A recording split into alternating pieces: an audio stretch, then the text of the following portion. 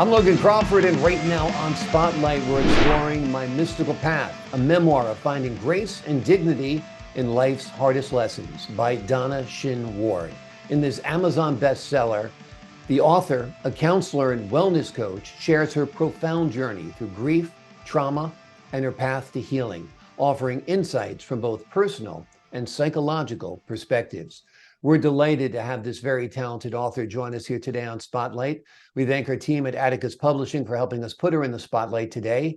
And we ask viewers like you to support authors like her by subscribing to our channel and by purchasing her wonderful book. The links are below this interview. Donna, thank you so much for joining us here today on Spotlight.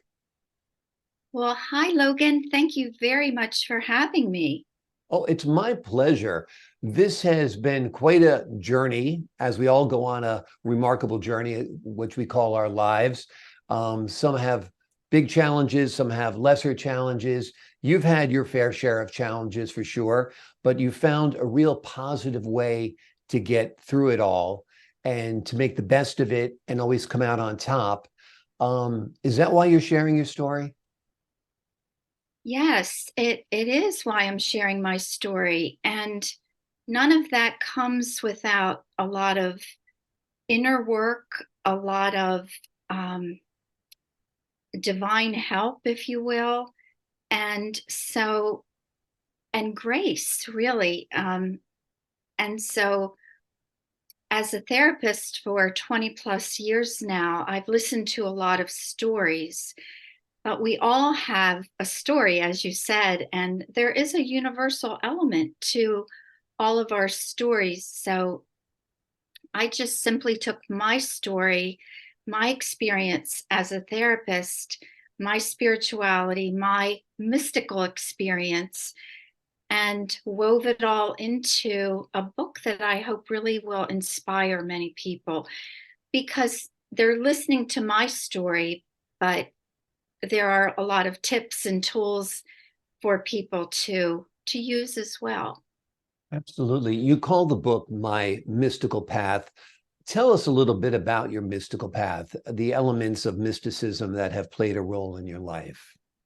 Yeah, so I was diagnosed with an advanced stage of cancer at age 17. And a couple of years after that, when I was getting back on my feet, I was traveling across the country and I had this experience of deep spiritual conversion that I was not looking for, but that came to me. And that's all in the book. Hmm. And so the way I describe being a modern day mystic is to have experienced a oneness, a touch of the divine, of spirit. And so that was the first time that that had happened for me, to me. And it's taken me 40 some years since then to try to integrate that into my life, but it changed my life. And so I have been walking with God and trusting and relying on God's grace. And, um, then I was led to my graduate program, which um, was an integration of spirituality and psychology because we need both. We can't always just rely on God. We have to do our work too. We have to go into the depths of, you know, our work and sometimes even a dark night of our soul to come out into the light and feeling new and whole again. So Yeah. it's a journey. I'm not sure I answered your No, question you did. exactly. Absolutely. Absolutely. Faith and your relationship with Jesus is a big part of your story as well. Um, it seems to me your mystical path and your spiritual path are basically intertwined. Tell us a little bit about how your relationship with God has helped you overcome obstacles such as cancer and divorce. Oh, yeah. Well, we can't escape the human piece, right? So when we go through cancer, for example, there's fear. when we go through a divorce, there's grief, there's Mm. loss.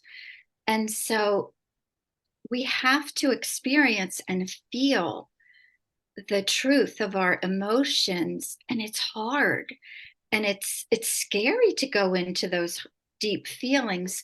That's where God comes in. That's where we surrender. I surrender and say, Lord, I can't do this on my own.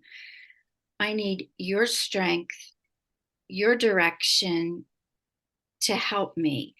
So it's that relationship where I'm coming to God for help. I'm dependent on that grace, but I'm also doing my own work, and I can't escape my own grief, but there are gifts in grief.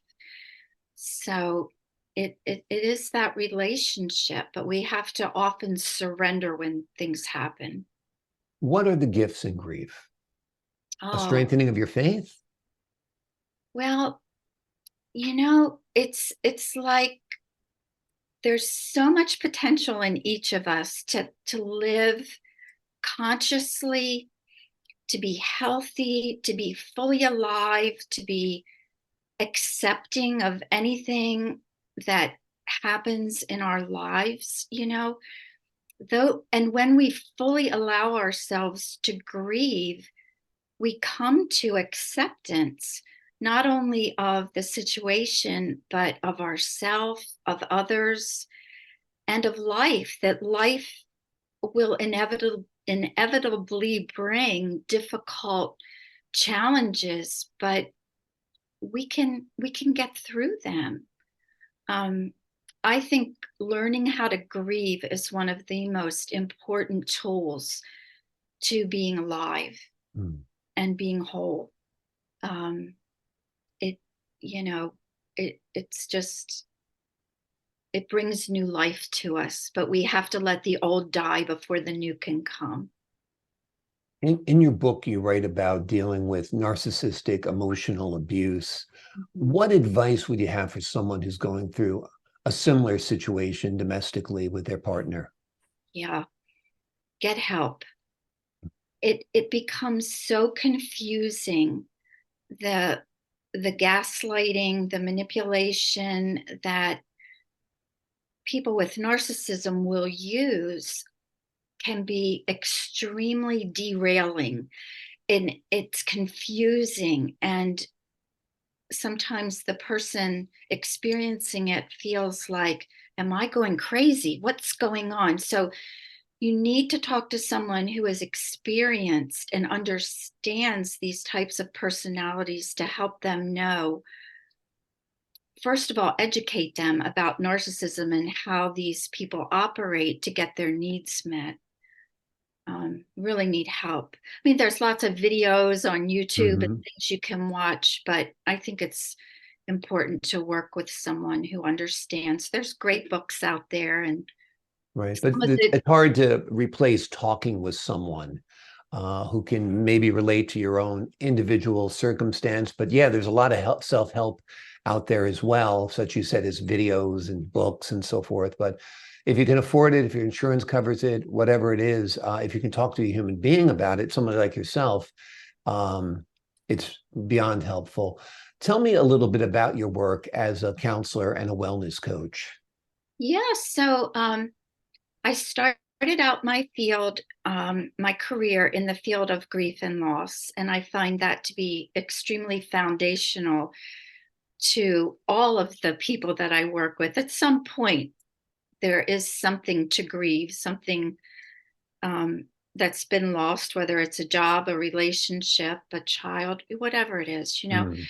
Um, and so then, as my career evolved, I realized that learning how to help people through trauma, big T trauma or little t trauma, was extremely important. So I became certified in a fabulous trauma technique called brain spotting. So I specialized in grief and trauma.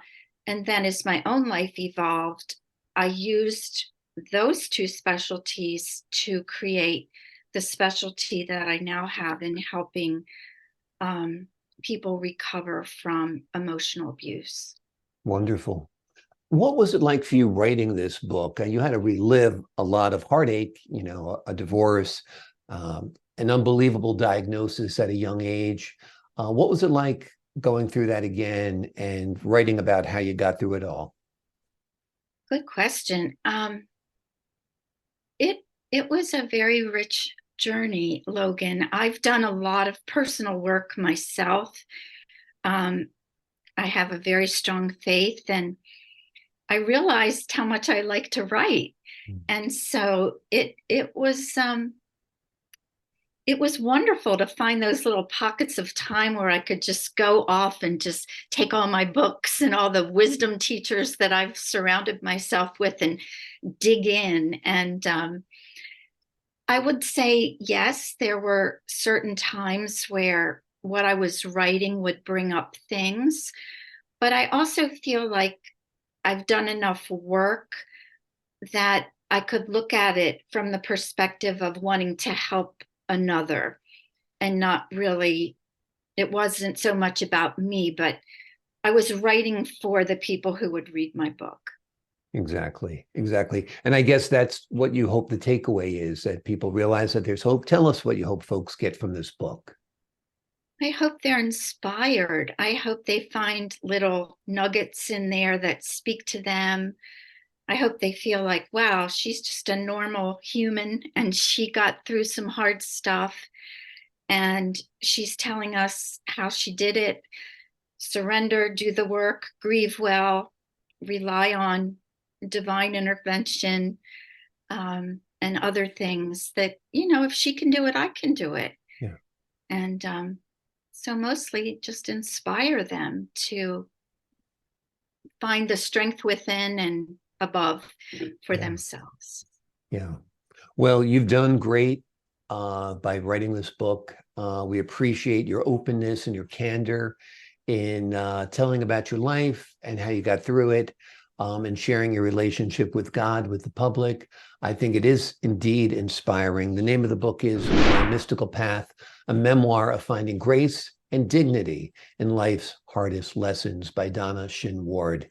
Donna, thank you so much for joining us here today on Spotlight.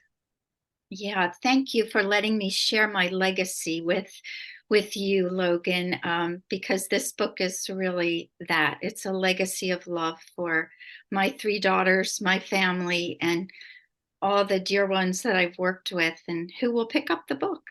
Wonderful, Thank wonderful. you Do you have so the bug now? Are you going to write more? much. Eventually, I hope so. Yes. Okay.